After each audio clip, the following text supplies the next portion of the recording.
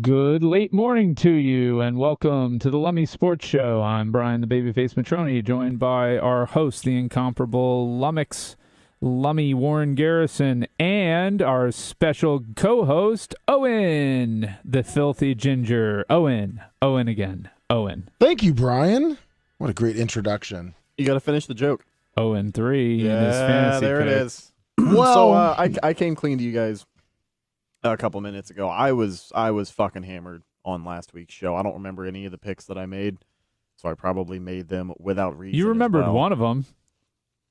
Yeah. That's because I was recently informed. Yeah. Well, I mean, we can go over that right now. I mean, first we can look at mine and Brian's college football picks. For Yeah, everyone that mine keeps weren't track. great. Because obviously, Brian, if you've been following the sports show and the picks that Brian and myself, and hopefully you're not betting on the filthy picks. Bet the opposite of the filthy, and you'd be doing better than even our picks. Let me. That is very true. That is very true, Brian. But if you go to the college, so Brian picked LSU with 3. That's a push. They were 13-10 Arkansas. Brian picked Kansas with the points. They lost by a lot more. Baylor to Kansas State. Brian, they lost by, I think, 20 points. Whew. I took with Brian. That was a push. UConn outright won, even though they were getting 14 points to the Liberty University Flames. And West Virginia muscled up here. I was getting 8 points, but they did beat the point spread against Oklahoma. Now, going to what I'm sure everyone wants to talk about is the NFL picks. Let's start at the bottom, Brian, if you don't mind. Okay. Well, as the Filthy has said, he's coming up with his excuses. And it looks like his first pick was the Raiders. Has he been drunk all season? Because I think he had 1 week where he got 2 right, and Yes. then everything else has been either O. He has had 3 0 for weeks, which is insane. Not good. That's Not good. insane. Like in the NFL, picking lines. I mean, you'd have to be insanely unlucky to go 0 for 3 weeks. Well, what does Yes. that tell you about me, Brian? And Brian, think about this. Think You're about a his soulless ginger. Remember, we did There you go go. over last week his fantasy draft, so he must have been drunk during that also. But the Filthy picked the Raiders -6, and I believe that was a loss too. Correct? Yep. Raiders Yeah, it was. -6. Yeah. Colts won. The Was Jeff Di- Saturday Colts is won it- with Matt Ryan. Yeah. Was that the one where the quarterback was crying in the press conference after? What's No, it- that was Derek. Yeah, it was Derek Wasn't Carr. that yeah, the wasn't Raiders. that the pick when he made it? You and I both said be wary of players playing for a new coach and all of that, and Yes. he stuck with it. Yep. Yeah, He well, stuck when I with had it. made my pick, I do not believe they had announced that Matt Ryan Actually, no, that was is going incorrect. to be the starter. Well, I was drunk, so I don't remember. No, I don't think they announced Ryan as the Brian starter just yet let it go. He either. was drunk. No. But Oh. they Saturday was definitely announced as the coach. Yes. Oh, yeah. Because we talked Saturday about was that. there, but Matt Ryan was still on the bench. I Yeah. thought it was Okay. gonna Well, be, true, but still. I thought it was going to be the Sam E show. Well, unfortunately, you picked Atlanta +2.5. I believe that was incorrect to the Carolina Panthers, if I'm not mistaken. Yeah, they I thought lost. Atlanta came into that game favored. They right? lost pretty handily. No, they were the underdog They by were 2.5. the underdog, which you liked because you thought they were going to win outright. And his final game, Chicago over the Detroit Lions, who this is the only voice he actually does of an NFL coach. And he picked against him. And I believe you and I both, Brian, said, wow, you're picking against Dan. Yeah, and Like, then, what's going on? And then he failed to do the He voice. He Yeah. failed to do the I voice, remember that. and he stuck with the Bears, and I believe the Lions won that game. Won it outright. Yep. Now we come to the real lines that you like to hear. By the way, 813-90 Bubba, 813-90-BUBBA. Call in. We'll take your call. We're not scared. Brian picked the Bucks +2.5 or -2.5, whatever. Doesn't matter because they won. He picked Miami 3.5. They won by a lot more than 3.5. 20-22. And the Titans over the Broncos, the lonely Broncos and Russell Wilson. That was a win. So Brian on this one in the NFL 3-0. I picked the Chargers +7. Now, see, Rhett, listen to mine. Listen to the points that, if you get into like a little slump, this is what you might want to do. Chargers +7. I got lucky on that one, but thank you. They beat the 49ers by 8, but that's a win. No, The they Bucks- lost to the Niners by 6. No, not when you add my points. Oh yeah. Yeah. They beat them by a point. Yeah, exactly. Yeah, you squeaked and eked that one out. Yep, but a win's a win in Yep. gambling. Oh yeah. I got the Bucks because unlike the filthy over here, who for some reason did not want to pick the Bucks against the Seahawks, and the Commanders +10 against the Eagles, and I believe that was straight up. Oh, yes, it was. That was an outright win. Those two games, I probably should have picked the money line along with the UConn game. But Brian does you not. You would have gotten rich on those 3 picks. That is You correct. parlay those money lines. Ooh. Oh, I'd be you could sitting have turned pretty. 10 into like $25,000. I'd be sitting pretty right now. Yeah. But hindsight, right? You Yeah. bet like that, and you're going to lose way more often than you win. Oh, 100%. Well, like everyone said, let's bet against the filthy. But the filthy, I think you're going to turn it around this week. I don't know, man. But there was a lot of good football. You know what, though? Good news. Can't do any worse. That is true. Unless we make you do a 4th pick, and then you could, I guess. I mean, I guess we could just keep piling it on. If you go 0 for 3, you got to pick 4 games at that point to see if you that can do worse. increases his chances of actually getting one right. Exactly. The more he picks. That is true. Very true. The filthy, you're right by my computer, correct? Yeah. Do you know how to remote into bar? I'm pretty sure you've got 3 separate. It's 693. Yeah. Sorry, Brian. No, you're good. You're saying bar. Yeah, I heard on chat. Yes. So I'm sitting here looking. Removable disk, open folder. No, you don't have to do removable disk. I know. We're supposed to be potting in the sports show. But let's start with... Tell me what 2 things I need to hit. I need to hit live recording and also the DSP. Live recording is... You might have to open it up and put a new one down there. We're just doing behind-the-scene bar stuff here. Sometimes it's hard when I come in here having things up there without the music playing. Bet you got it? No, I don't see live recording. All right, I'll come down there. Brian, Yeah, I know you can. I know. I believe in you. You I was can just carry waiting for you guys to do what you were doing. Yeah, the top. I want to see what you think. Obviously, of the top 5. I want to go into college football. Hold on. Yeah, so the college football playoff rankings were released. No change to the top 5. I think the top 5 are pretty darn spot on. It's got Georgia, Ohio State, Michigan, TCU, Tennessee. And I don't think there's really much argument over those rankings at this point. I think the only potential argument would be Tennessee over TCU, but that'll work itself out. They'll have their chance in the SEC title game to solidify themselves as a top 4 because a 1-loss SEC champion Tennessee is going to make it in over a 1-loss Ohio State or Michigan that does not get to play for their conference title. So that's where we stand right now in the college football rankings. Well, didn't it happen a couple years ago where the Big 12 champions missed out on the playoffs and they picked a 2-win or a 1-loss SEC? Yeah, I think it was Oklahoma or something like that. Or I don't remember exactly, but was it Baylor? But this would be a totally different situation. So in this scenario, Tennessee wins out, so they're 12-1, having won the SEC. Ohio State, let's say, beats Michigan. Michigan ends up 11-1, but doesn't get to play for the conference championship. Tennessee's absolutely in at that point. Now, TCU can definitely lose along the way. They've looked vulnerable all season. They played a Charmin soft out-of-conference schedule a la Michigan as well. But the rankings are absolutely right, especially when you consider non-conference schedule at this point. And there's no need to worry about Tennessee. They're going to have a chance to take care of business and get themselves in. When are you predicting Tennessee will jump Georgia to get in there? Oh, I'm sorry. Yeah, I forgot. They won't get the chance. I'm such an idiot. They're out, right? Yeah. LSU, No, it's going to be pretty much LSU, Georgia. Yeah. What's going to be interesting in that scenario is if LSU was to beat Georgia, what do you do with Tennessee in that scenario, right? But looking at that game, I mean, Georgia's clearly the better team. I don't think Georgia's losing, so it's irrelevant. I think they're winning it all. I think Ohio State might be able to give them a run for their money. Who? Georgia. Really? Yeah. Yeah. Based on talent, talent, I think, taking that into account. I mean, Ohio State and Michigan are just out there week in and week out. It's just a pummel fest. They're not leaving much doubt as to whether or not they're quality football teams. You go out there and you beat everybody by 30 plus points. Well, are you talking about Ohio State? Ohio State. Because, I mean, we talked about it the other day, Northwestern. Penn State played them well. You know what I mean? They beat Northwestern, 21-7 in rain and wind, and the game was never really in doubt. On the road, every team has a game like that. I mean, Michigan only beat Iowa by 13? Notre Dame by 11. Yeah, that's first week of the season. That's first week of the season stuff. Look what Penn State, they resoundingly responded, and Penn State's not a shitty team. They put 54 up on Iowa's defense.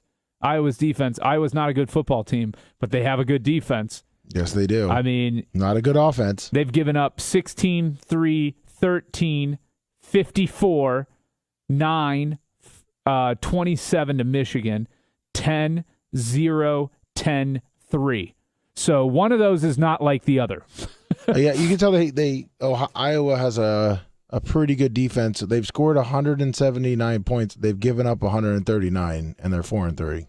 In conference, 6-4 overall. But the only two teams that they've allowed to score greater than 13 points? Greater than 13 points are Michigan and Ohio State. Michigan managed 27. Ohio State doubled that number. That's why I think Ohio State has the better team. I mean, I know, transitive property doesn't apply to sports, but you give me the Buckeyes against Georgia, I think that's we're headed for that. Which you're picking. I'm picking Georgia. Right now? I'm picking Georgia in that, but I think the Buckeyes can make it competitive. Now, do you think if LSU loses to Georgia, unlike normally LSU's out, no playoffs for them? LSU loses? If they lose to Georgia. The 3 losses? Well, you're talking playoffs? I'm talking about the last week of the game. The last week of the year. Last game of the year. Yeah. Uh-huh. They lose to Georgia. Right. Because then the SEC championship, correct?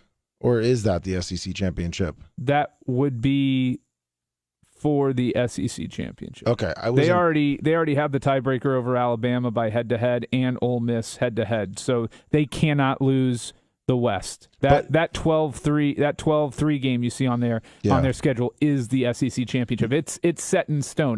That's okay. It. It's done. So then, if they beat Georgia, does Georgia get in? Georgia's still in. They can lose the SEC title game and they'll still be in. So that would be probably 2 and 3 if you look at the rankings, or do you think LSU's a 4, Georgia would be like a 2? LSU might not get in. I don't think even if they win the SEC championship. Yeah, even if really. I mean, it's going to be tough. Tennessee's sitting there.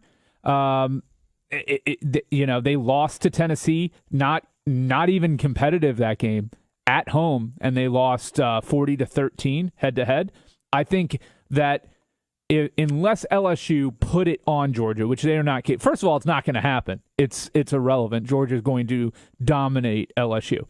But even assuming that they could win that game, I think Tennessee gets in over them. Who's Tennessee have left? Nobody. Oh yeah, South Carolina, Vanderbilt. They're not losing either of those games. Yeah, well, they are both on the road. Yeah. Mm-hmm. Yeah, they're not losing either of those games.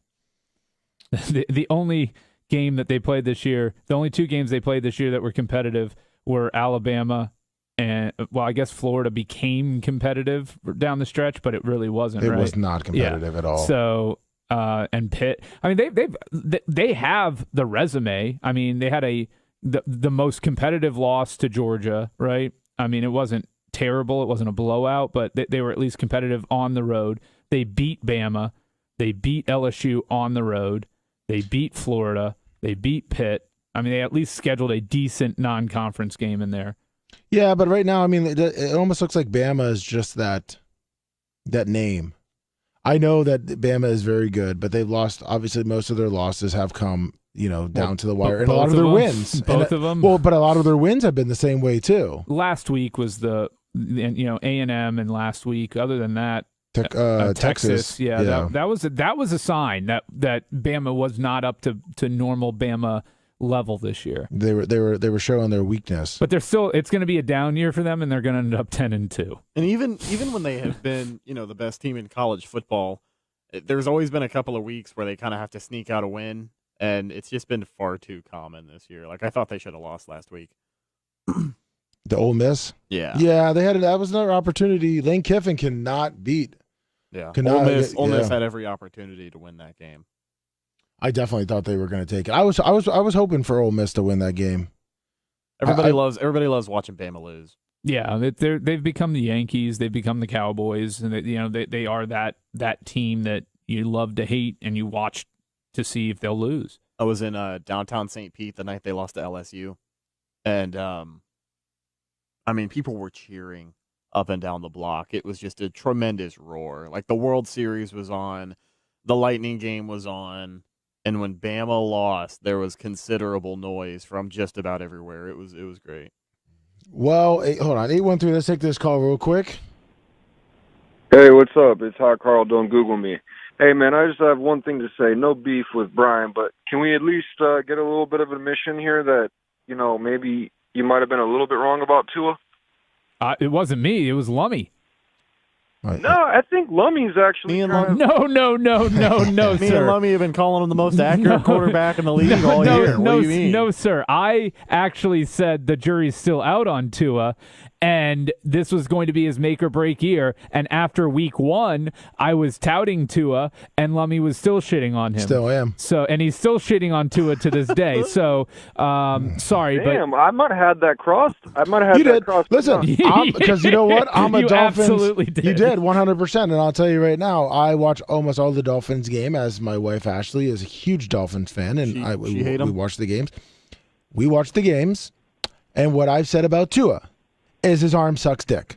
His arm, he cannot hit Tyreek. He cannot hit a lot of his wide receivers in stride on a go route. Most of the time, if it's going deep, it's going to be a pass interference. Well, he gets those cheap touchdowns. I'm sure you've watched the games.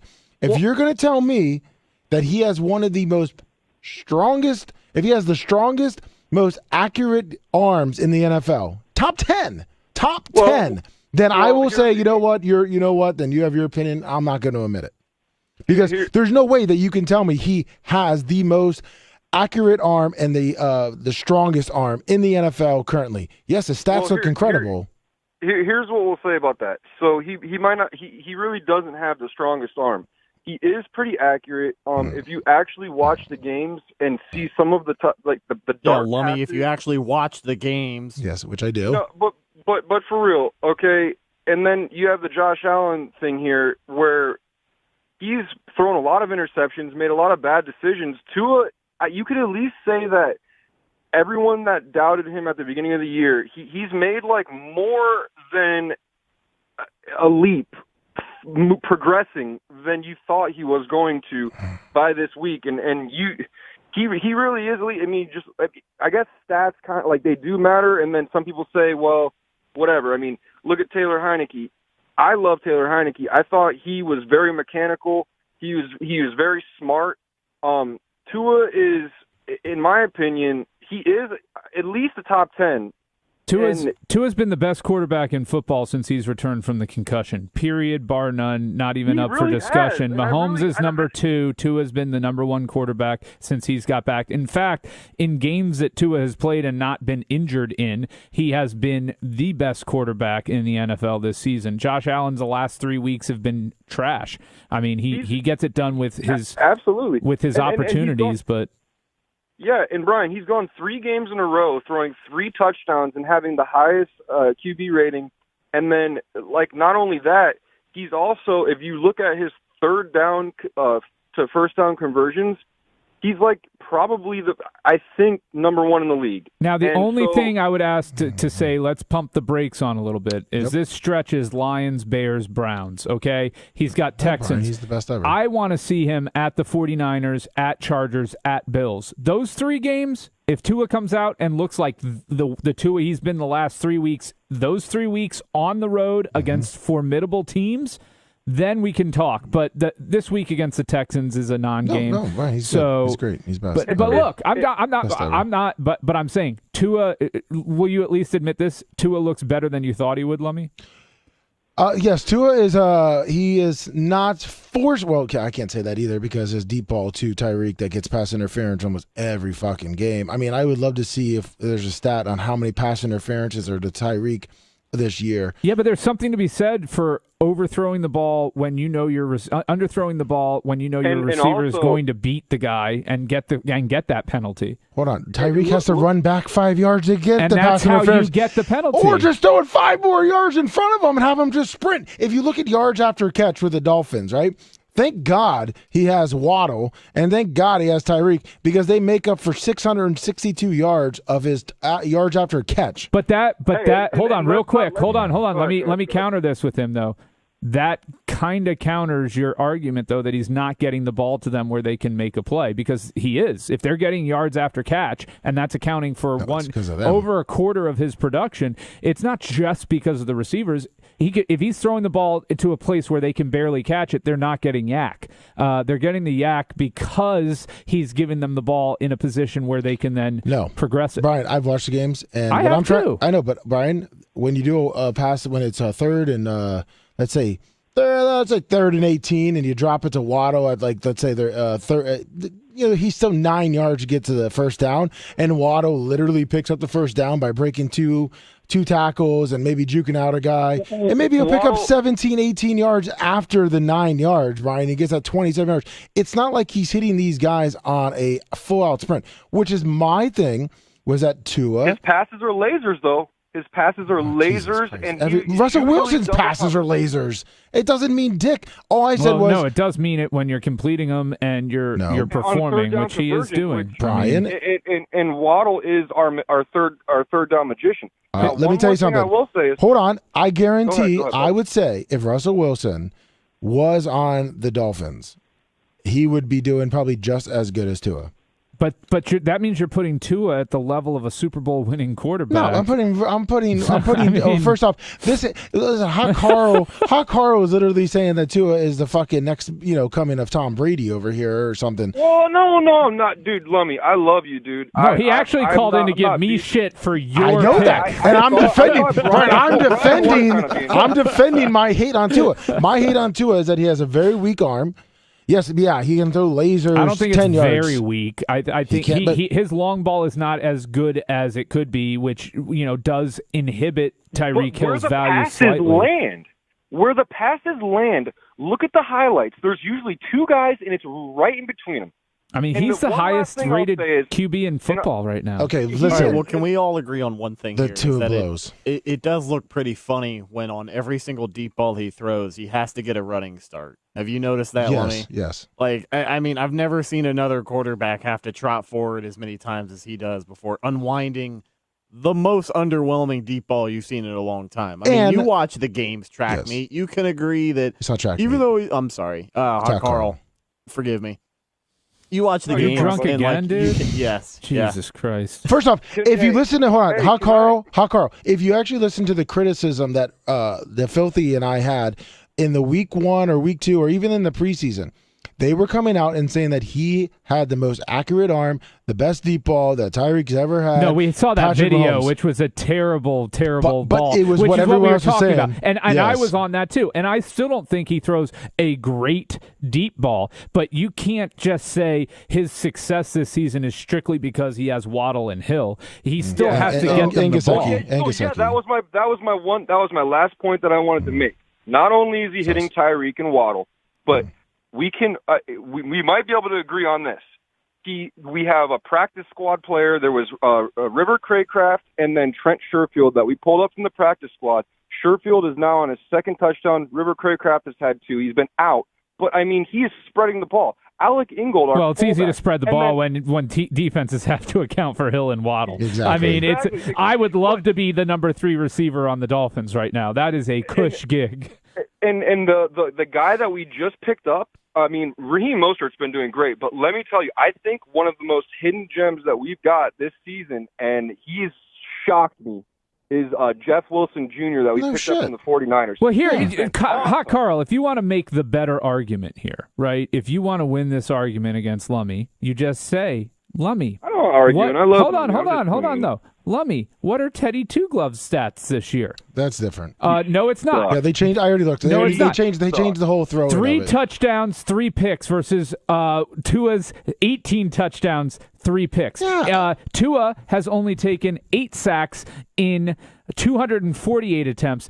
Teddy Bridgewater took 6 sacks in 60 attempts. The QB rating, Tua, 33 points higher than your boy Teddy Two Gloves. I mean, you can say what you want about Waddle and Hill. Okay, you think Teddy Two Gloves is starter material in the NFL, Lummy? You've said it. Oh, I never said that. Oh, you I definitely said have. I said Teddy Two Gloves. Oh, you definitely have. I said Teddy Two Gloves. I would rather have him as the Bucs quarterback than Blaine Gabbert. Okay, you thought he was starting. Going back to last season and this, you thought definitely Teddy Two Gloves was starting material. Especially over shitty quarterbacks. And So, I thought Teddy Two Gloves is a perfect backup for the Dolphins. The point being here is, did he not have Waddle and Hill available to him? And his performance was shit. He had 2 concussions On and a broken arm.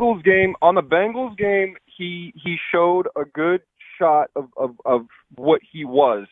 But the next couple of games the next game or so when they gave him the concussion protocol and stuff, he just kind of looked like he didn't want to be there. No, I wouldn't want to be there if I had a concussion. As far as that, I will say one thing. Kenny Powers, I'm reading chat. Kenny Powers did say the one downfall of the Dolphins will be their kicker. I will admit our kicker has been extremely disappointing from the season when Fitzpatrick was starting and he was making like 55-yarders and stuff during the Raiders game and whatnot. He literally missed 2 extra points the game against the Browns. Okay, that should have been like 43 to whatever it was. I can't remember at this time. But, dude, he might be spoiled milk. But what Coach McDaniels is saying is that he's not – he knows that he can work through whatever's going on. But really, if you want to look at that, man, that's a big issue. Because he missed a 20-yard field goal. He shanked it. Well, I mean, who's, happens.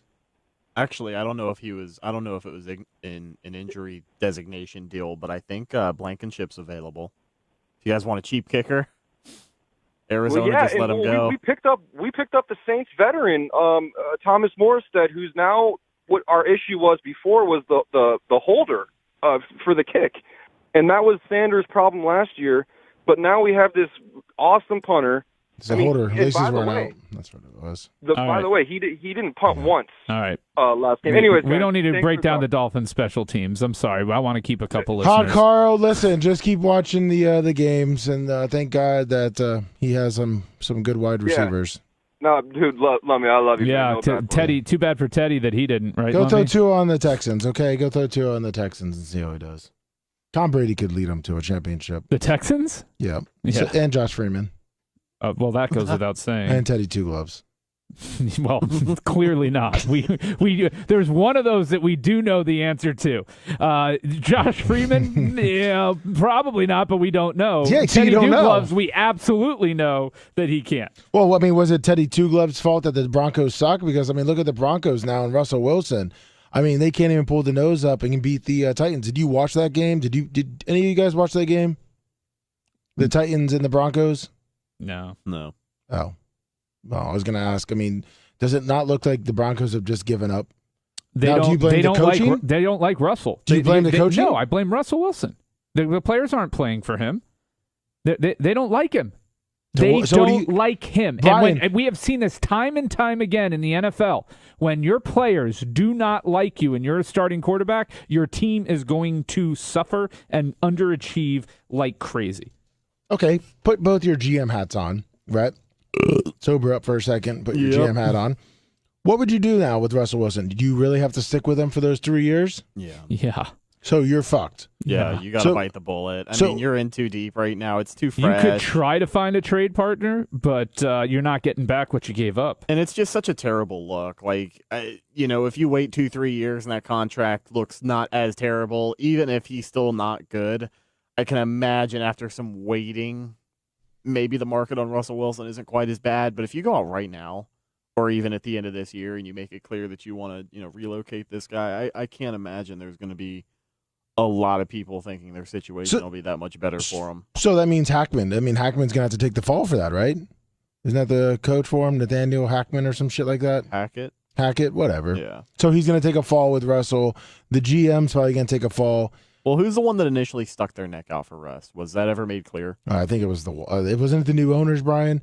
Was it the new owners of the Broncos? They really wanted Russell Wilson. Yeah, they wanted to make a splash. That's what they went with. So we boycott Walmart. I mean, at the end of the day. I mean, I guess if you're a Broncos fan, maybe don't shop at Walmart. Go to Kmart or Target.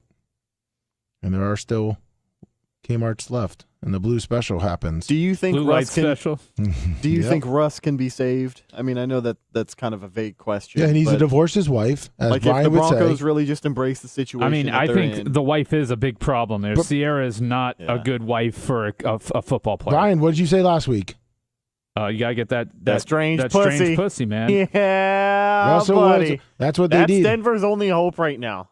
That's right. Is Russell needs to get some strange pussy. We have That's seen it strange. in action. We were talking about Brady's game-winning drive last week, and now the Tampa Bay Buccaneers are 2-0 since his divorce. There you go. See? It is not a coincidence. And Russell Wilson seems like he's up her ass. And because I thought when he was with Seattle, maybe it's just this was reports they were coming out, but it seemed like Russell Wilson was, in the beginning, it seemed like he was a very level-headed, team-oriented guy. And maybe since he got with Sierra, it's kind of changed. Well, yeah. No, I mean, it this absolutely is- did. She's worried about brand. She's worried about image. He wasn't like that. He wasn't like when he was at NC State, when he was at Wisconsin, when he was coming up through Seattle. He was humble. He was hungry. He led that team. He played with emotion. He is a zombie out there running this team. He has no heart. Well, think about the evidence that we've already been given from this fucking cornball that is Russell Wilson. So on video multiple times, if you notice, he's one of those people that changes his voice and in his inflection based on who he's around. So he'll have on his TikTok, he's hanging out in a room full of black people, and he will change his voice and kind of talk a little more, urban, if you will. Well, a lot of African Americans are forced to do that or feel forced to do that because they but don't make it so obvious. I don't know, man. I think you like- sit this one out, Pasty. Okay.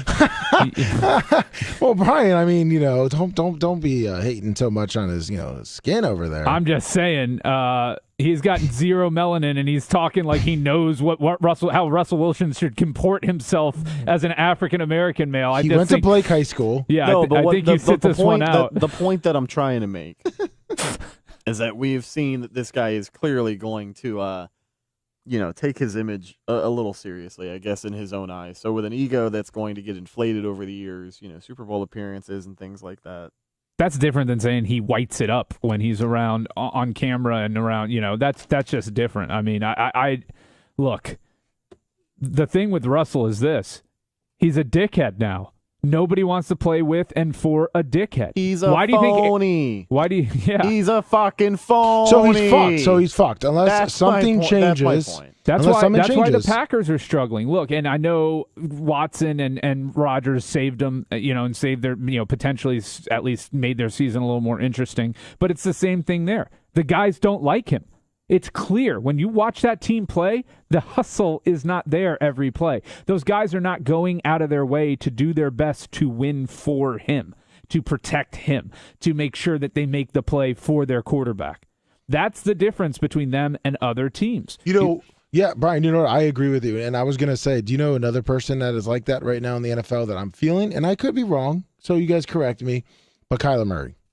100%. Oh, yeah. 100%. That Cardinals team is very talented. Have you watched any of the Hard Knocks that they have? Well, just the one No. that I I mean, was that's able all to see. you- The that- other one came out, yesterday? That 30-second clip of him on the sideline with DeAndre Hopkins. I mean, that's really all you need to see. The guy doesn't ever. He doesn't strike me as a leader.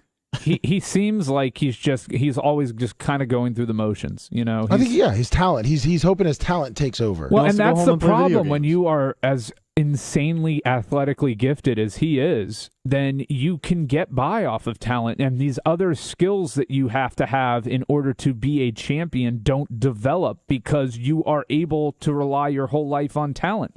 So he doesn't know how to lead a locker room. He doesn't know how to lead a team and get the most out of his wide receivers because he's never had to do that because he's always been the most talented and gifted athlete in the room. No matter what he's playing, baseball, football, it's probably never mattered to him. He's always been able to get by off of talent alone. That's why you want these guys that are not necessarily Tom Brady's, the Peyton Mannings, not necessarily physically the most gifted quarterbacks in the world, but they've had to develop other skill sets that translate into winning. My picks flew underneath the board. I'm sorry. All my little notes and picks. I guarantee you pick blind, you'll still do better than red. Oh, that's 100%. 1,000,000%. Sorry, hold on. I got my notes on here too. I just want to make sure I have them. But I was trying to also pull up Kyler Murray's contract because he just re-signed, correct? Yeah, he got a nice little deal. Got a fat paycheck. Shit. I think it was like 250 range. I got it right here. He's got 5 years, $230 million. Yeah. That's pretty heavy for a quarterback who has not produced. $189 million guaranteed. Yeah, it's a fat deal. I mean, he's signed through 2028. The cap hit is massive. It's not for this year and next. They're going to have to restructure in 24, 25, 26. I mean, 51, 45, 55, 43, 46 as it currently sits. He is. They're stuck with him. Unless they felt there was trade value elsewhere, but Colt McCoy showed that look, they are a talented enough roster that they just need a replacement level quarterback and they can win. They have more talent than 4 and 6. Yeah, they should be 7-3 right now. They should be running away with that division. Given the start that San Francisco had, and stupidly trying. Well, LA's garbage. I mean, they're done. Cooper Kupp's injury, forget it. It's over in LA. Stafford is clearly hurt. I don't think there's any debating whether or not Stafford is injured. Now the concussion on top of it. But even before that, I've suspected some sort of ongoing shoulder issue with him the whole season. His throws just don't have that snap. They're not getting there quickly. He doesn't trust his reads. He's taken a lot of sacks. He just doesn't look right. 863. Hey guys, it is track meet this time. I was calling because you were talking about quarterbacks and who's good and who's not, and I have to disagree on the Tua thing. I think he has done a lot better, and I was a naysayer like you, Lummy. I thought he was trash, give up on him, throw him away. But he's done a lot better. And then another thing is a quarterback who is trash this year and has talent around him, I think, is that Derek Carr. What happened to him this year? I think it's a play calling. Yeah, the new coaching staff doesn't know what the fuck they're doing. Because when you look at when he focuses on Devontae Adams, Devontae Adams looks like he still has it. And then they go away from him for some reason. For some reason, they go away from him. I think it was not last week's game, but the week before that, they went Devontae Adams like 7 in a row. He had 2 touchdowns, over 100 yards in the first half, and they lost, and he disappeared. Yeah. And they just haven't used Josh Jacobs effectively to his full. I mean, Derek Carr, 13 TDs, 5 picks. His QBR is not the highest, but he's not playing like trash out there. The only game I believe that he played like trash was he's against the had Saints. 2. He had the Saints game and then the Chargers game to start the season. He was 2 touchdowns, 3 picks. But 3 of his 5 picks were in the very first week of the year. Since then, he's thrown 11 touchdowns to 2 picks, which he's not out there costing them games. He's hitting at about a 63% clip since week 1. 64% clip. So his accuracy has not been atrocious. He's not out there costing them games. It's just the coaching staff doesn't know what the fuck they're doing. Well, that one I was talking about, Vegas was up 20-0 at halftime. If you put Brian Diebold or what the Soleil guy on Las Vegas right now, they're probably a game over 500. That was Brian's you're pick talking too. about coaches. You just brought up the coaches play calling. I'll let you go after this. How do you guys feel about the Bucks head coach? Do you think he had part of the doing, or do you all think it was the divorce and Giselle and Brady needing that strange? I thought nobody was trying. They stunk, I thought they got good. I thought nobody gave a shit. Like I thought effort was a much bigger problem with this Bucks team than anything else, because we can talk about play calling, which was bad, but like you can't put execution errors on Todd Bowles. Like nobody on this Bucs roster gave a shit until 2 weeks ago. And why do you think that is? Who do you think was not himself? Tom Brady. Exactly. Goes back to what I'm guys. saying about Rodgers Thanks, man. and Wilson and all these guys. They don't when the rest of your team does not like the person that you are as a starting quarterback, Kyler Murray. They are not going to play to this. They're not going to risk popping their hammy to dig in to get under that ball that you just threw that they might be able to make a play 5%, 10% of the time on. They're just going to give up on those balls, right? They're going to let that ball get picked off rather than fight the defender for it and coming back hard. That's the difference when you have a leader out there, and Brady is becoming the leader again. He wasn't doing a good job leading them earlier in the season. He was yelling more than he was talking to people. He was not patient. He was frustrated. His life was spilling into his game. And we've seen the last 2 weeks that's starting to go away. He's going to get that strange stank on his hang low, and the Bucs are going to fire on all cylinders down the stretch here. The defense is already playing at a championship level. Period. No debate about that they have a championship caliber defense. If the offense can come together and Rachaad White develops into the running back that they think he can be, I think that the Bucs are the favorites to win the NFC because Philadelphia doesn't have the leadership and experience to jump to the Super Bowl this year. I said the same thing about Cincy last year, and they'll probably prove me wrong. But I think if the Bucs can straighten it out and string together 3 or 4 wins in a row here, watch out. Realistically, I mean, the Bucs just have to make it to the playoffs. You know, you got to win the division. You get a home playoff game no matter what. 10-7, 9-8 probably wins the NFC South this year. So I'm not too concerned with.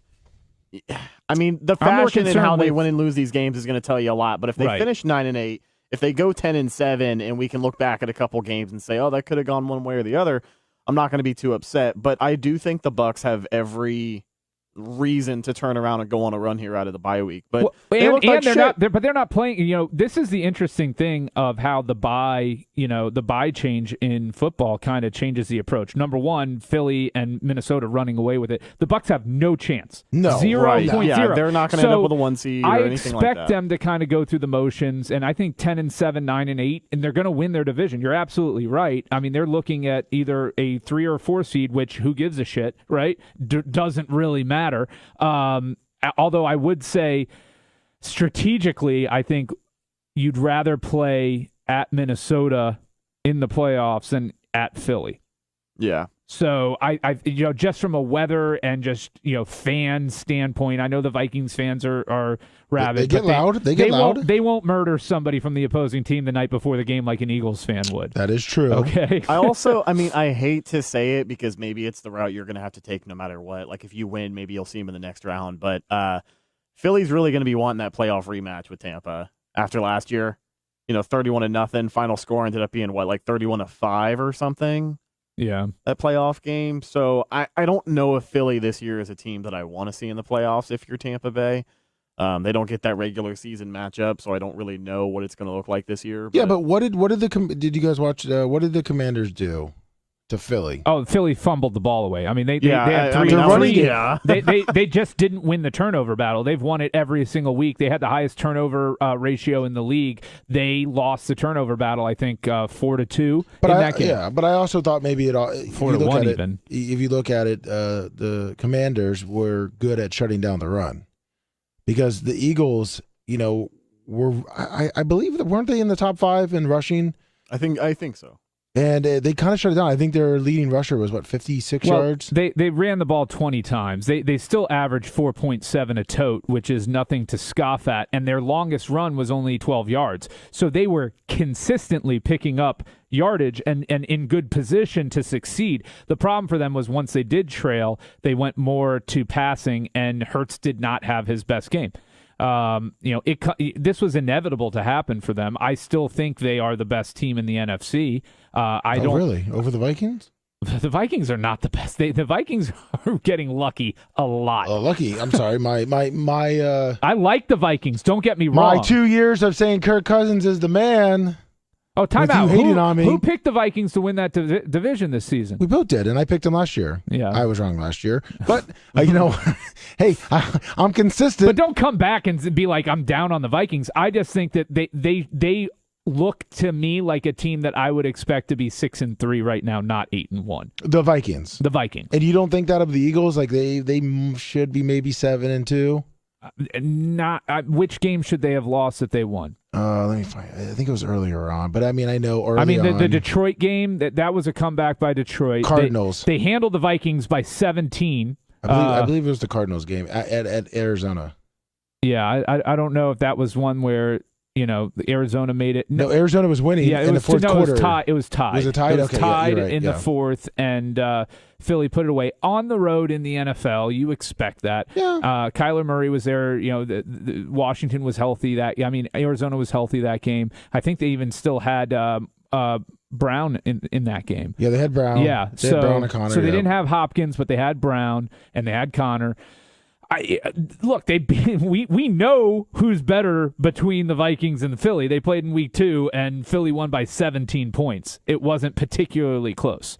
I don't think there's much argument who the best team in the NFC is right now. Who does Philly have coming up?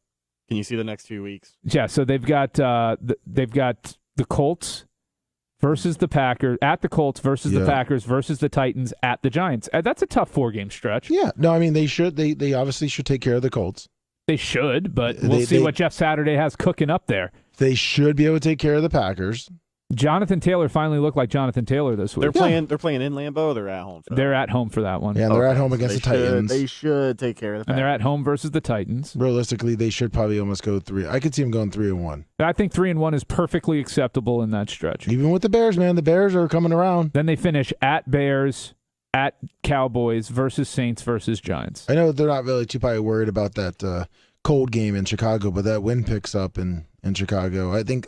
Well, Justin Fields is the problem. I mean, he looks like wow. Looks like Michael Vick all of a sudden. This is the guy that when everybody said, "Oh, he can be a fantasy winner for you this year," and we all saw the first 5 weeks of the season, we're like, "You guys are full of shit. That ain't it." Yep. And all of a sudden now he's out there putting up 140-yard rushing a game. I mean, you can't beat, from a fantasy perspective, you can't beat that. Now that hasn't translated to wins for them. But, they still lost. No, I mean, he looked good. I mean, like you said. That pick against Detroit was unforgivable. That was a terrible pass. I mean, I'm sure Detroit's defense had that planned, right? Yeah. Oh, yeah, my pick against Detroit was also unforgivable. That's what I thought you were referring to. No. I was looking for the Dan. No, the pick 6 he threw that got Detroit back in the game because Chicago had that game in hand. Well, Brian, I was throwing it to him saying, I'm sure Detroit knew that was coming because of the defensive play calling, right? Yeah.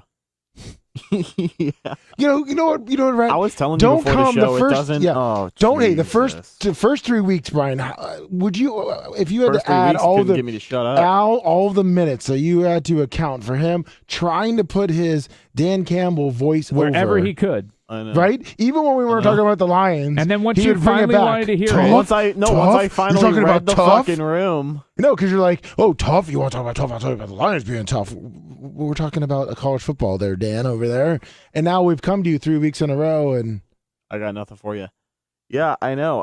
Couple things. I mean, first, it doesn't.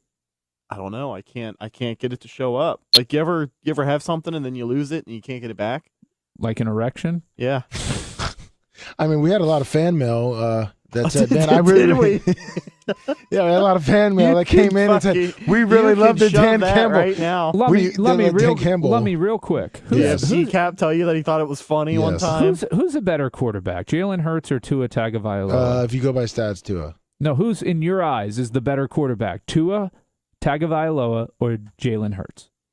If you had to pick one to build a team around, taking the concussion issue out of it. I want to say, can I say neither? No, you have to pick. The question was you have to pick one to build a team around. Who are you picking? I got John Wayne over there. Fuck, Brian. I mean, if I had a gun to my head. No gun to your head. You have to pick one, though, dumb shit. I know that, but do you know how this game works? No, because honestly, I'd rather say fuck it, and I'd rather just give up my pick. Jared Goff. You get one or the other. I mean, at this point, I guess Tua. You really think he's better than Jalen? Yeah. I mean, I don't even really like Jalen. I think Jalen Hurts has more longevity than Tua. I think it's gonna be. I think they're almost even. You could put Jalen Hurts. I think it's hard to argue. You could put against both of them on a worse team, and I think you'd get more out of Jalen.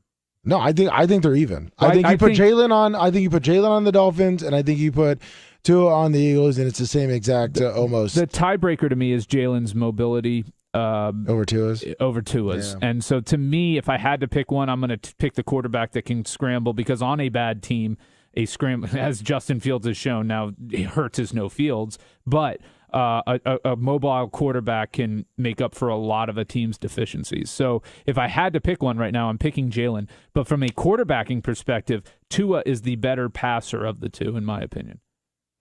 Well, I mean, like I said, I think they're pretty much even. So, I mean, it'd be like saying, who would you rather right now be leading your team as a quarterback, not thinking 5 years down the line, but with your contract and just the way they're playing, Russell Wilson or Kyler Murray? I want Kyler. Yeah, just because of the youth. The youth. No, I'm not saying youth. I'm not saying the age. He can. I mean, finish out this year. What are you doing?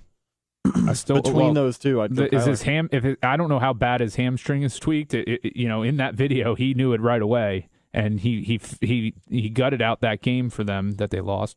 In Hard Knocks, you saw it, but if they're both healthy right now, I want Kyler over Russell. Who do you think is a smarter football head, with plays and just reading defenses? Oh, Russell is a better quarterback than Kyler. The difference here is Kyler is trying and Russell is just going through motions. And when you're talking about like how high their ceiling is going to be over the next 5 years, you're still kind of just getting through the surface of Kyler Murray because he doesn't have that depth as a leader of a team and all that shit. He hasn't learned a lot of things that Russ has learned. Like, he's a Super Bowl winning quarterback, and I know he's ass cheeks this season, but I mean, it matters. You know what I mean? When you're building a team, Russ is older and he has that elusive style, but like clearly it's not doing him a lot of favors in Denver when you can't block for shit. No, that's true too. I mean, the whole Denver offense just looks lost. They're just trying to get him hurt on purpose. 813. They're just stepping out of the way. Hey, Lummy. Hey, Babyface. Hey, South Tampa. Hey, with the Lightning kind of doing like what the Bucks are doing, kind of going through the motions, get to the playoffs and see what happens. Like, I know not to switch off of fantasy football, which everyone loves to talk about next to mock drafts, I realize, but we're not talking fantasy right now. Are we? Well, kind of. Anyways, sorry. Right now, on the Bolts, who would you say are surefire Hall of Famers? Stamkos got his 500th assist last night. Obviously, number one pick. The guy came in. He's a lock Hall of Famer. Is Vassie a Hall of Famer? Yes. Yeah, I think Cooch is. I mean, Vassie has to play a few more seasons, but Cooch is a lock Hall of Famer, and Point is playing his way there. I think Hedman's well on his way. Hedman's done. Yeah. I mean, Hedman could retire tomorrow. He's in the Hall of Fame. Yeah, 100%. Yeah. Vassie and Point have to do a little more work, as does Cooch, but no, I think they all end up in there eventually. It's crazy. And Brian, I know I used to work with your wife. I know that you hate jerseys. I want you to know my loser ass was out at midnight getting the new reverse retro jersey. You're the worst. At the light. Now, real quick, I have said that at least at hockey games, the jersey is purposeful because those stadiums are Only cold. place I wear them. The stadium is cold, and you either have to wear a sweater, jacket, or a jersey. So I still think it's douchey. I just don't like the reverse retro. It's less douchey. The reverse retro is a little douchey, but no, that's the one place where it makes at least you have an argument other than I want to really mark out to my favorite player. Hold on. South Tampa. I don't have a name on it. But neither do I. But South Tampa, hold on. Back in '97, when they launched that jersey, that was the only thing the Lightning had. We're like, the cool threads. We could launch a quirky jersey. That was it. This is a place, and people don't realize it. This is a place where guys came to get their last paycheck. These idiots down here would pay a Wendell Clark. They'd pay a Savard. They'd pay somebody for the last couple of years. Kind of like the Devil Rays. The hit show, right? Like, we're just living such like an awesome time. I just hope people realize like how great it is to have, fairly good owners. I would say the Lightning owner is above the Bucks owner. I'm interested to see what happens when Brady actually leaves. Are the Bucks going to go cheap creep again? Are they going to just be like? And they're going to take themselves seriously this time around. Well, I will say this: before the Bucks got Brady, they were starting to build a roster and spend money. Yeah, they were building around Jameis. He was the missing piece. So it wasn't like they were cheaping out in the 4 years before Brady. I mean, they were trying to win. You have to have a quarterback. Yep. Well, that's true. Or an absolute stud running back and a good defense like the Giants and the Titans have been able to do. But it's one of those two formulas. There's nowhere in between. Well, South Tampa, I really do appreciate you and I love you. But I mean, I do have to say, you kind of thought we were talking about fantasy football and you stopped our fantasy football talk to talk about the Lightning jersey. So I don't know which one's worse. I mean, Brian, would you say? Well, I mean, I don't really think we were talking about fantasy football, but I mean, now we have South Tampa bringing up, how awesome the 1997. I don't even know what jersey he's talking about. Besides, I think it's ugly as fuck. The reverse retro. It's like their first edition back when it was just the ugly ass, the blue lightning storm with the rain and the lightning. that was horrible. Water. That was it. But no, and it's a fucking rib. Like I thought it was a joke at first. It's a rib, but it looks so stupid when you play a game in them. Like we can embrace the past. It looks even dumber when you watch real athletes playing a game in them, right, from the stands. So oh, shit. Well, right. But the like I don't know if you got like the other thing that kind of drove me nuts with the third jersey that they were bringing out was like it was like black for black's sake. You know what I mean? There was just like, oh, what's cool? Let's make a black jersey. It looked like a college group project that was turned in, finished 15 minutes before it was due. What did you think of the Stadium Series jersey? Loved it. Thought it was great. Yeah, I thought it was good. I think that should be their alternate moving forward. What do you think of the Gasparilla jersey then, sir? I can't get. They should be selling those in the stores. I mean, and here's the other thing. They're hokey. You think? What about the pregame ones? They are. Yeah, with the skull and crossbones on it. Waste of fucking time and money. The other thing I was going to say is that the other thing that the Lightning did when the new ownership came in, the old ownership did not used to own the merchandise. So they were like, you never had any like cool one-off stuff. It was always the same crap you could get at Lids, like whether you were in Oklahoma or in Tampa. Now they kind of do have some of that quirky, different stuff, which I do appreciate. I mean, it's super expensive, but I mean, there were 1,000 people in line at midnight to buy an ugly jersey. And the guy next to me goes, "This isn't a hockey town." I mean, he was joking, right? But like, he was a Jersey guy too, though. No, it's a Jersey guy. It's a Jersey guy. Tampa is a little bit douchey.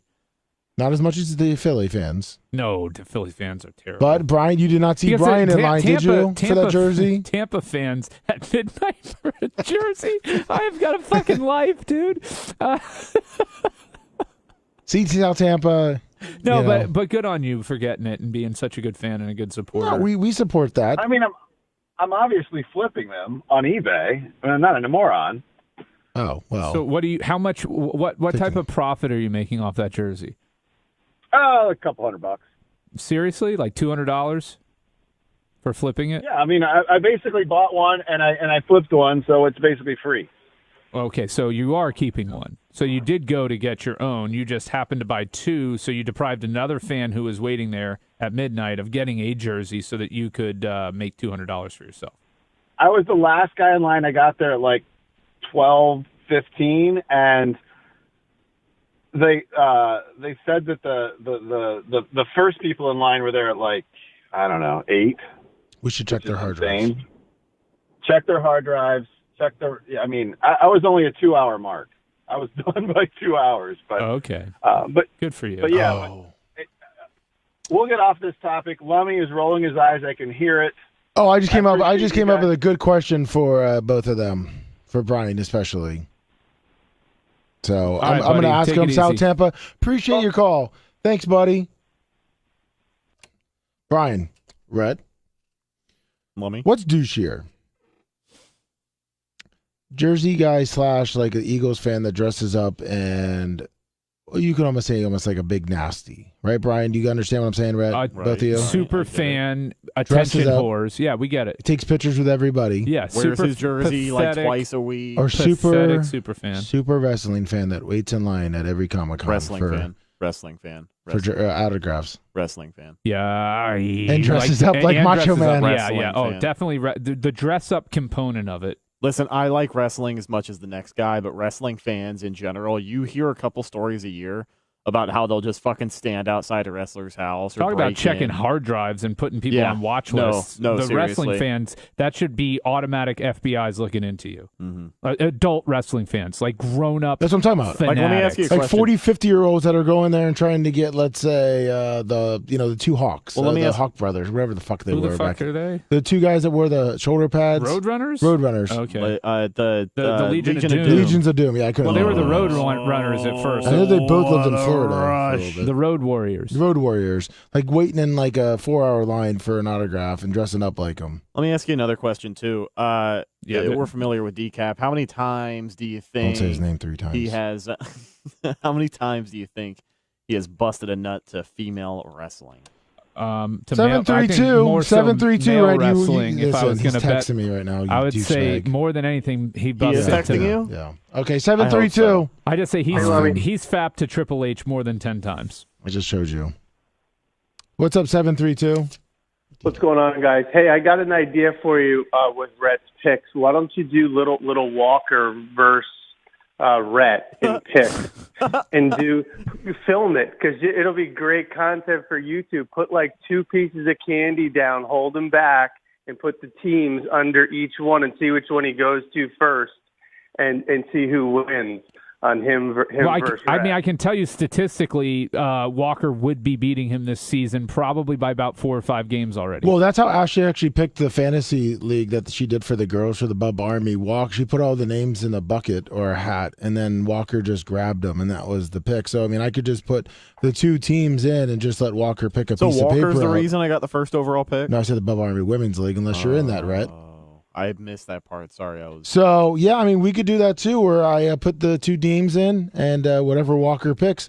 I mean, there's a 50-50 chance that he beats Rhett, most likely. And it'd be funny, too, if Walker had the same picks Rhett did. Well, I thought it'd be good if it wasn't so much chance like pulling it out. Like he actually visualized, he'll see the teams, down there and see which one he goes to first. We're not giving him. Yeah, we're not giving him candy just yet. He's only 13 months. So put apples down. Apples, yeah. No, I like her thing because obviously Rhett's really not scoring too well here. I mean, we may even have him pick 4, and next week maybe 5. Well, we did find out what's worse than Rhett at fantasy football is Rhett picking against the spread in the NFL. So now, great, you got to keep in mind, it's not like we're forcing him to pick every game. He gets to look at these games. Hey guys, great show. I'll talk to you later. He gets to look at these games and pick the 3 that he's most confident in. Yes, that is 100% true. No, not the 3 that I'm most confident in. If you guys want me honest, I never want to take your picks.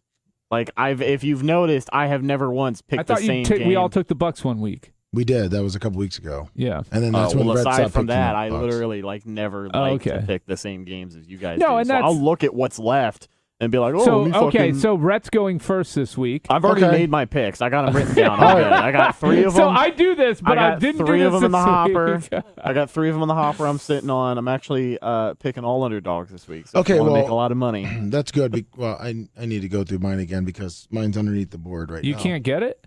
No, it is like it would probably take me a couple minutes to try to get something small enough to be under the board because it's on a Post-it note. Oh, okay. So, I mean, I kind of remember your 3 No, games? I kind of do, but it's a point spread. I want to make sure that because the the points are moving, so I'm just seeing where. Yeah, I gotcha. So you're making your picks now. I'm repicking them right now. Well, do you have your NCAA picks ready to go? Well, that's what I had both picks on the same piece of paper. Okay. Unfortunately, that makes sense. Yeah. So, and like I can see them perfectly under there. So it's not gonna take me too long because I kind of had them here. I mean, if you want, we could pick them right now. Pick what? The NCAA, since we kind of got off it. I'll start with mine while you look. Okay, go. So I've got Tulane laying 3.5 against SMU. Yep. I've got TCU laying 2.5 against Baylor. All right. And I've got Louisville laying 3.5 against NC State. I like your Tulane pick. Because watching last week SMU versus USF, SMU didn't look that strong. I know Not in the first half. Well, not really just the second quarter. They outplayed the Bulls for 45 minutes of that game. Yeah, well, USF just looks.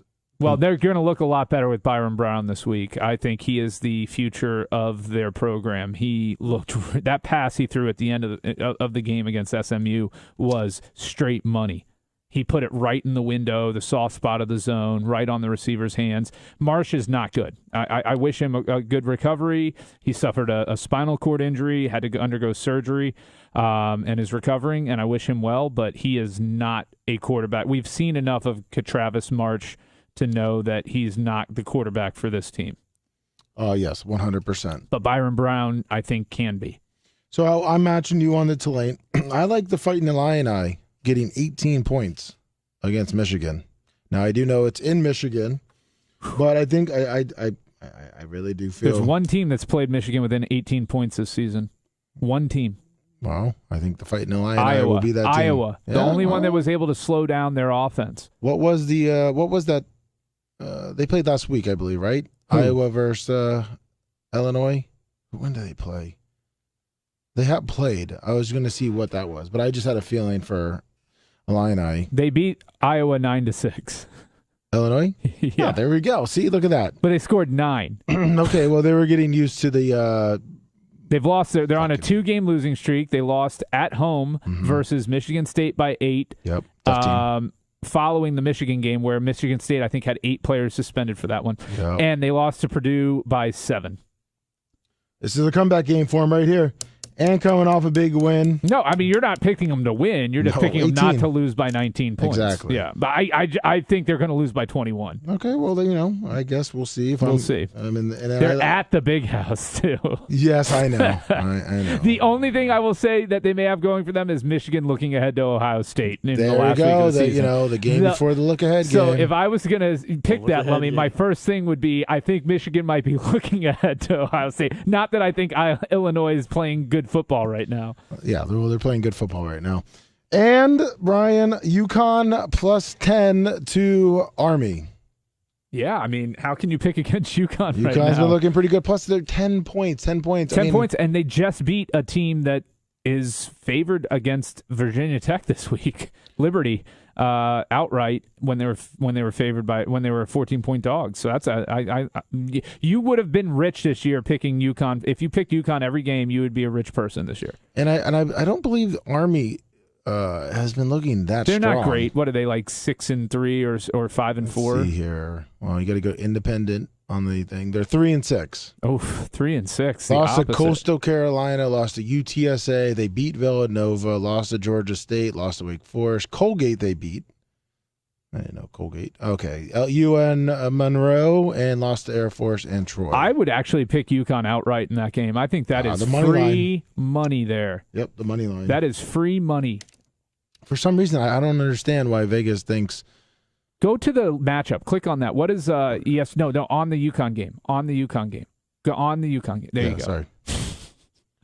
83 Army. The power rankings give Army an 83% chance of likelihood of victory. So they are not giving UConn any credit for their last 5 games. Not at all. FIU, Boston College, and Liberty, though. Boston College, who they just beat? NC State last week. Yeah. I don't get it. They obviously got their ass kicked by Michigan. Yeah, who's going to kick? Yeah, exactly. NC State they lost to, but Fresno State, FIU lost to Ball State. I mean, whatever. I mean, Army doesn't have the toughest schedule either. So no, Army hasn't beaten anybody good. Yeah, I mean, their wins: Colgate, UL Monroe, and Villanova, and they think somehow Army's better than UConn. And Colgate is 1-5. Do you know what state Colgate is in? Rhode Island. I don't know. I was now Pennsylvania. Well, they played Holy Cross. Where's Holy Cross at? Massachusetts? Or where's Holy Cross? Is that Pennsylvania? Oh, New York. New York. Oh, okay. Wow, Baptist Education Society of New York. There okay. You go. Colgate. Did Rhett just leave? Was that who's on the he door? did. He left. He's very upset with you. He was trying to say something for like 5 minutes and he got his mic off. No, he didn't. Just screwing with you. I know, but he just got up and left. Yeah, he just got up and Is left. it because we keep calling him Ofer, you think? Owen? Ofer? Owen? Ofer. Well, I mean, be honest. I mean, Owen. these picks really do suck. It's comical how bad it is. Now he's trying to say that he didn't want to repeat us, but I think we have. We have multiple times. Yeah, we have multiple times. And I'm not this worried about it. I mean, if I feel like Tulane can beat SMU, Here's why am a I quick going to switch question it up? for you. Quick question for you. Of course. Who do you think Odell Beckham Jr. ultimately signs with? No, fuck the Giants. I think the Cowboys.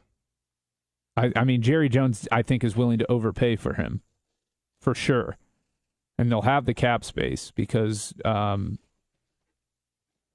was injured. I think it's going to be between the Cowboys and the Giants. I don't think the Giants. I don't think he takes it seriously, but I do think it could be an option. I think the Giants would pay. I think the fit for him is a team that's trying to is willing to take the risk because he is not a good locker room presence. But trying to take the risk to get into the playoffs. A good team that wants to get better. Yeah. What about Baltimore? The Giants do make sense from that standpoint because they have no receivers. But do you want to mess with the chemistry in that locker room? Because the Giants are winning because of chemistry. What about Baltimore though? I will say, in my opinion, what's going to put Odell over the edge with anyone is their quarterback. Okay. Like, I want to believe he wants a reunion with the Giants, but I know he doesn't take Daniel Jones seriously as a quarterback. What about Baltimore? I think he'd want to go to the NFC. I don't think he wants to play in the cold either. So I think those cold weather cities like Green Bay and Baltimore are probably out of the question. I think there is a lot of appeal to Dallas. Dallas has a lot of appeal for him. I think Green Bay's out of it just because they keep losing fucking games. And I think Dallas is stupid. Jerry Jones is stupid enough to give him a multi-year contract. Yeah, multi-million and guaranteed too. Yeah, I think probably 2 years. I think he ends up with Dallas, and let's face it, Dallas is missing out. They need wide receiver help. CeeDee Lamb is good. Michael Gallup has been absolutely mediocre as their number 2. So I think Dallas actually makes sense from a need standpoint and from a where they're sitting looking in, to make the playoffs. They're 6-3. They're not guaranteed. I mean, they're pretty much guaranteed, but they're not guaranteed to make the playoffs at this point. When you've got the 7 teams make it, and you got Washington sitting at 5-5. Yep. They've got a head-to-head still left to play against each other. So I think it does make the most sense for him to end up in Dallas. What about San Francisco? I don't know that they need him. I think they're they're 5-4 though. I think you can be content with Debo and Christian McCaffrey. Your conference, the teams around you are falling apart. I mean, but that's why maybe OBJ is looking at it and going, "Well, I was in LA. I got a place here. Maybe he still has a place there. Who knows?" I don't think but who wants Jimmy G throwing them the ball? Like, I want Dak over Jimmy G. But is Jimmy G? Is his stats that bad this year? Jimmy G? Mm-hmm. I mean, I haven't checked, but he hasn't been good. I mean, they're not great. 11-4, not his rating's 100. 11-4 in how many games? Like 5? 8. Okay, 1,931 yards. What does Tua have? Like 2,200 yards? Sure. Well, Tua's played the same number of games. Yeah. Him and Jimmy G, yeah. So, 11-4 is not horrible. He's been sacked 16 times. He's got Christian McCaffrey now. Who else? They lost. Well, that's the thing. That was their move, was getting McCaffrey. But they lost. They lost. What is it? Ayuk? Didn't they lose him for a little bit? I think he's back. No. Didn't they lose him for a couple games? I think he was out for like 2 weeks. Say it again. I didn't hear it the first Ayuk. Brendan Ayuk. Debo Samuel's been out. Greg Kittle was out. OBJ can go. What I'm saying is they're getting healthy at a time. They've won 2 in a row. They're 4-2 over their last 6. They've got huge. I mean, they can literally, I think, put themselves in the driver's seat to win the division. Do you believe Seattle's going to continue to play at the level they've been playing down the stretch? No, not I one think bit. the Bucs gave the blueprint to absolutely shut them down. So the only reason that you don't think he'll go to Baltimore, even though obviously quarterbacking, and they don't really have any wide because of the cold. No, that and Lamar's not going to be back. Cold, the uncertainty around the quarterback position with Lamar, the cold. I don't think Baltimore is in a position because they're going to want to re-sign Roquan Smith and potentially Lamar. I don't think they're in a position to give him a bigger. But Dallas is going to outbid everybody. That's the difference. Is Jimmy Johnson is going to be willing to overpay for him because he's delusional and thinks that Dak Prescott and his shitty fucking team that he rolls out there every year is good enough to win a Super Bowl. They're not. I'm sorry, Jimmy Johnson. Jerry Jones. Jesus. Man, leave Jimmy Johnson alone, man. He's just trying to live his life fishing and being on the NFL. I'm going back to the last time the Cowboys were actually relevant. Right. Well, no, I mean, you have to then give it to Barry. No, literally, Jimmy Johnson. So I was reading, as I was saying all that, on my screen is an NFL article on ESPN. Jimmy Johnson, Cowboys can't have swagger until they get a ring. So that was what yes, crept I see into that my head. right here too. Yeah. So that crept into my Jerry Jones. But no, he's going to overpay. And I think if I'm betting, I'm betting Dallas. You think they're regretting? You think they're regretting the Ezekiel Elliott sign now that obviously Pollard's been. Well, in hindsight, yeah. But Pollard looked good the last 2 years. Hey! Somebody took a big dump on me saying Pollard was a fantasy winner this year, and you said I think a couple weeks ago you said when's he finally going to start doing something? And now we see he's the lead back in that offense. No, filthy. Oh yeah, I was going to say, man, I've been on Pollard for 3 years. I don't think I was shitting on Pollard, but I definitely was waiting for him to do something because I got him because they literally were sucking off Ezekiel because they give him so much money. When you have the money, look, it's like the Bucs with Lenny. You know, that's why you don't pay any money for a running back ever. You don't. You need those parts to be interchangeable. But as shitty, well, as mediocre as the backs are for Baltimore, they've got it figured out. They've got 18 running backs on their roster. They've got any week it could be any guy. They're going to go with the hot hand, and they're not locked in to some prima donna that they're paying $15, $20 million for because they overpaid at the position. Which is pretty similar to the NFL, too. I mean, the NFL, fuck. I clicked on it like you did. I kind of did what you did. The screen fucking flapped up in front of me.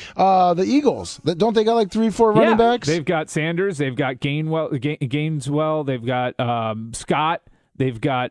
they've got a running quarterback. I think having the running quarterback helps to have a running back by committee like that.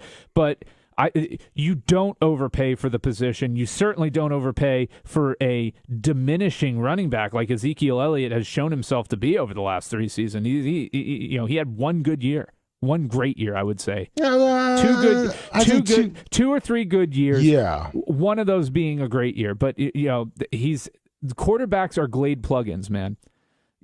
They smell good until the moment that they stop working, and they stink. They produce nothing after that. So how about put it this way? So Vikings coming off a nice win against the Bills.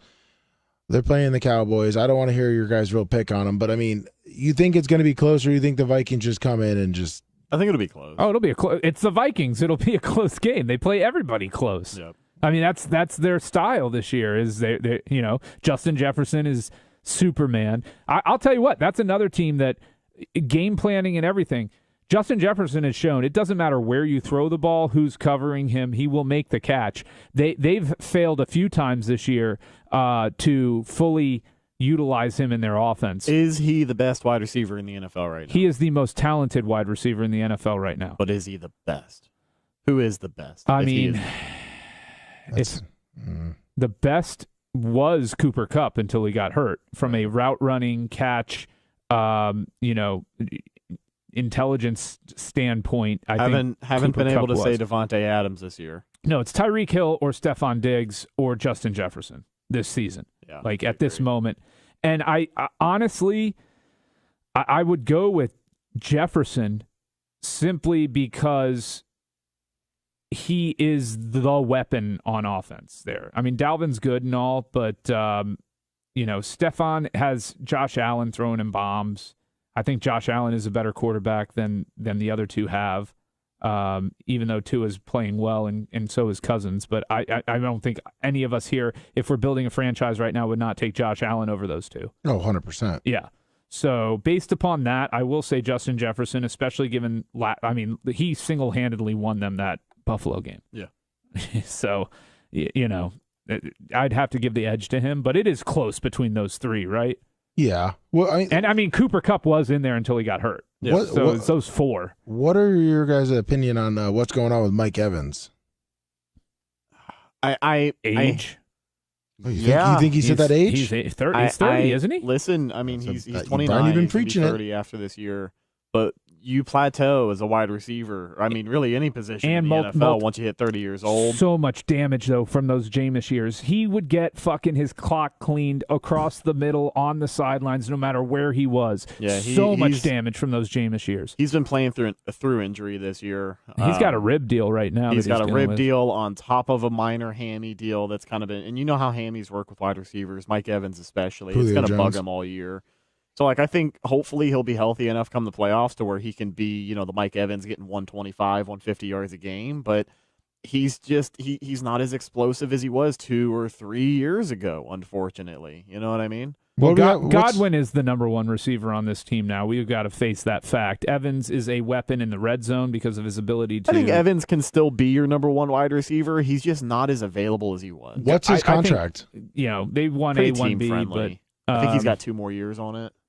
Yeah, he didn't take max money when he had the chance. He's taken like several pay cuts on the same deal, and I think even the void deals got factored into He's that. on a 5-year, $82.5 million contract that runs through 2026. Yeah, the Bucs got lucky. I mean, with the wide receiver market, his next paycheck isn't going to be. Oh no, you know. No, I'm sorry. His contract's over 2024. Yeah, I thought it was 2 years. They've got a lot. They've kicked a lot of restructure money, so they'll be paying him through 2026. But he's been really cool about restructuring and everything with them. So it looks like you guys are getting some heat on your wide receivers here. You guys, I forgot Chase. No, Jamar Chase. Well, I mean, we talked about this season right now, and so we eliminated Kupp from that conversation. Why the fuck would we include Chase? When is he coming back? He's still on crutches as of yesterday. So not this week, not next week, maybe the week after. They should have IR'd him. I mean, that was a mistake by them. And, they could have brought someone up from the practice squad. I mean, at least see what you got and get, have another roster spot open. But no, Jamar Chase. Yeah, he could be. He wasn't. He had 2 good games this season. He was not producing at a high level early. No, not this year. Not this year. I mean, he looked like he was going to be the greatest receiver of all time last year at times. A sophomore slump, man. It happens. But injury. Well, he wasn't injured at the beginning of the season. The injury that wasn't an excuse for his performance in the first 2-3 games. He was kind of non-existent, right? I think but he started picking it up when I'm trying to look at his stats here. I guess the first game against Pittsburgh was that crazy game where he did put up some numbers, but then he had a 4-game stretch in there. 54, 29, 81, 50. Those were his yards. Now, he was... his last 2 weeks, though, with no New touchdowns Orleans, in there and a fumble lost.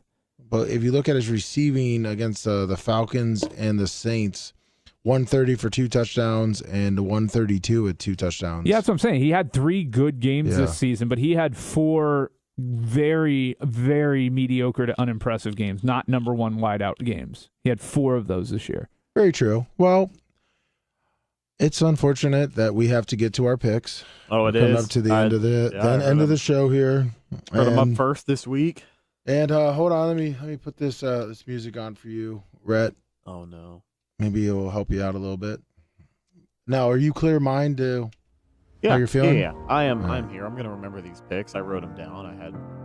His excuse will be he was constipated. This song is perfect for you too. It's hard for me. It's hard for me to do picks when I'm not gritty and tough and I'm full of shit. Thank you, Dan Campbell, the new Dan Campbell here. Yes.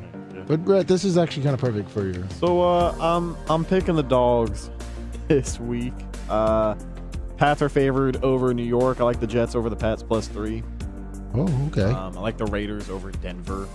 Okay. +3 as well. And then I like the Vikings over Dallas. It's going to be a close game, but I do think they get +1.5. Not too bad. I think Minnesota will continue to roll, especially when you got Justin Jefferson. I don't know if Dallas is going to have an answer for that. Listen, I'm sure you and Brian have really close picks. Brian, if you need to get some time to reset your picks. I'm good. So it'll all I'm match. good. I'm ready to give you mine. Okay. If you're ready for mine. I am ready for him, Brian. I've got Giants laying 3. Okay. I in fact, I'm looking at that and I'm like, how are the Lions on the road against the Giants? Only 3 point. It almost makes me question it that I shouldn't be going with it. And I know the Giants play everybody close, but I don't see Goff doing much against them. So Giants laying 3. I've got the Bears getting 3. Oh. Yeah, you weren't expecting that one, huh? I was not. Hit him with the hind. Hit him with the hind.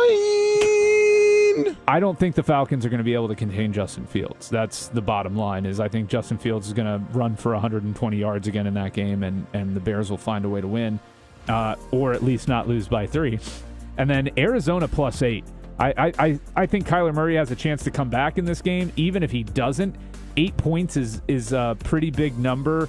In Mexico City, we don't know what the conditions are going to be like there. Isn't the field usually pretty shitty? Generally speaking, it's a shitty field. The Niners rely on the run game more, which I think that could help. Who knows? But I just think Cardinals are playing for their season. This game is their Super Bowl right now, and 8 points is a big enough number that I feel comfortable that even though I don't think they win the game, I think they keep it close. All right, Lummy. All right, here we go. This song's about to end, so we'll just flip to the next one so we don't run out of time for our closing. I got my boy who cries at press conferences, Raiders +2.5. I think they bounce back. So I got the Raiders +2.5. I am going to roll with the Chargers +6.5 against the Chiefs. I know it's the Chiefs, but they're playing in LA. I think the Chargers cover that 6.5. And even though it's probably not the best pick, I almost looked at my picks and thought I was right for a second. I am taking the Colts +6.5. What do you think about that, Jack? I think Jeff Saturday is going to coach low-scoring, close games. I think they're going to run the ball, and it's not a terrible idea. They're going to force Jalen Hurts to beat them. Jalen Hurts is capable of beating them, but we'll see. You think the Eagles are bad enough to drop 2 in a row? No, I do not. But I think it'll be close. I think it'll be a 3-point game. I think it's a 3-point game. 3-4-point game. That's why I'm taking them 6.5. Maybe by Sunday it will jump to 7. Although if Kwity Paye is out, that's a tough one. Well, Brian, thank you very much. Rhett, thank you. As always, Rhett, I really do hope you win a game this week. Yeah, me too. And I hope your fantasy team does well this week, I actually would love to see him not win a game again. Brian, that was me being sarcastic. I hope he loses every game the rest of the year. Thanks, bud. Good luck this weekend. No problem. Rooting for you too. Thank you. And Brian, as always, I'm rooting for you too. I'm your biggest fan, Lummy. Oh, I'm your biggest fan, Brian. I'm your biggest fan. Love you. Thank you, everyone. Yeah. So thank you everyone for tuning into the Lummy Sports Show with Brian and Rhett. We appreciate it. We are live tomorrow, twitch.tv/the Bubba Army, 6 a.m. Don't forget all your Bubba Army, from your beanies to your sweater that Rhett's wearing right now. Bubba Army store, Bubba Army shop, BubbaArmyMerch.com. Thank you everyone. Have a good rest of your day. We will see you next Wednesday. See ya.